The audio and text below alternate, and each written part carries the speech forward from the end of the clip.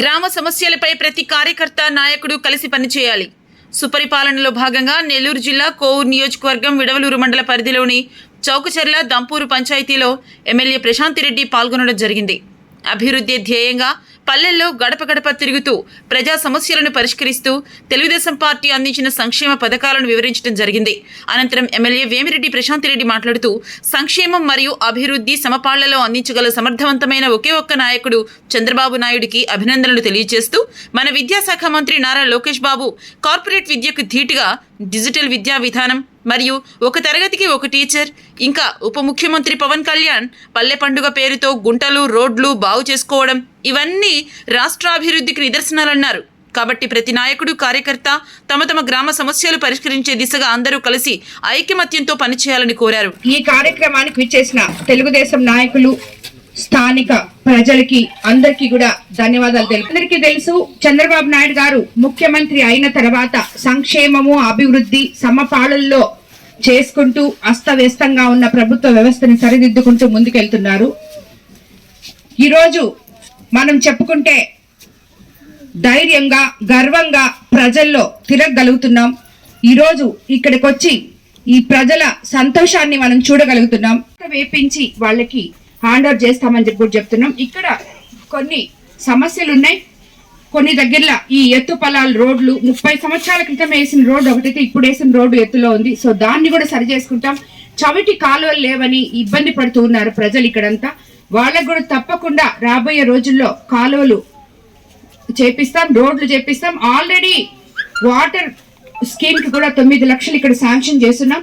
20 లక్షలతో ఎస్టీ కాలనీలో కాలువలకి ఆల్రెడీ మనం శాంక్షన్ చేస్తున్నాం. ఆ పనులు తొందరగా ఎస్సీలకే వాళ్ళకే ఇచ్చి ఆ పనులు ఎస్సీ నాయకులు ఎవరైతే ఉన్నారో వాళ్ళకే ఇచ్చి వాళ్ళ ద్వారానే ఆ పనులు కూడా చేయించబోతున్నాం. ఇక్కడ సచివాలయం సిబ్బంది ఉన్నారు. ఈ ఊర్లో మీరందరూ తిరిగి ఇప్పుడు ఎంతో మంది ప్రజలు ఇక్కడ పెన్షన్ లేదని, ఇల్లు లేదని, రేషన్ కార్డు లేదని చెప్పడం జరిగింది.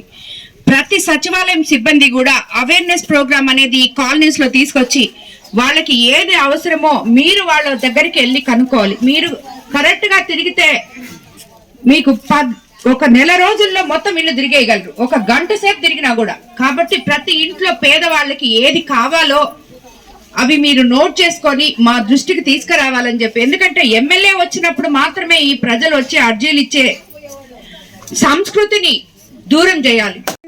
తెలుగుదేశం పార్టీ నడుస్తూ ఉంది. అదే ఆ 4 స్తంభాల మీదే కార్యకర్తల మీదే నడుస్తుంది ఈ పార్టీ. గత 5 సంవత్సరాల్లో జెండాలు మోసి ఎన్నో కేసులు పెట్టించుకున్న కార్యకర్తలు ఎంతో మంది ఇక్కడ ఉన్నారు. కానీ మీరందరూ అనుకుంటున్నట్టు ఇప్పుడు వచ్చి వేరే వాళ్ళు పార్టీలో చేరారు మాకు అన్యాయం జరగద్ది అనేది వద్దు. ఎవరి ఇంపార్టెన్స్ వాళ్ళకి.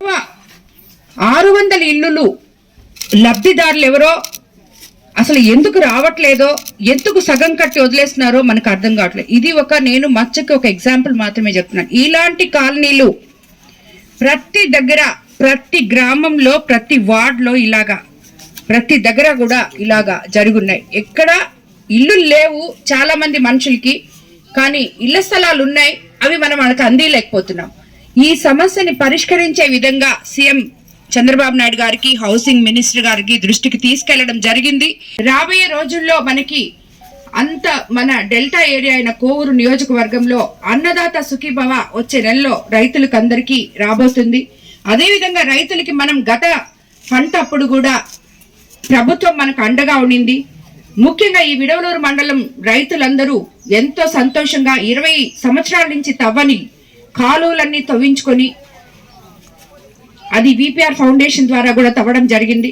అదేవిధంగా ఆ ఒడ్లు కూడా 24 గంటల్లో వాళ్ళకి ప్రొక్యూర్మెంట్ చేసేటట్టు కొలుచుకున్న తర్వాత 24 గంటల్లో అమాలీలతో సహా వాళ్ళ అకౌంట్లో డబ్బులు పడేటట్టు కూడా చేయగలిగింది ప్రభుత్వం. దానికి చంద్రబాబు నాయుడు గారికి రైతుల తరఫున అందరి తరఫున మనం ధన్యవాదాలు తెలుపుకోవాలి.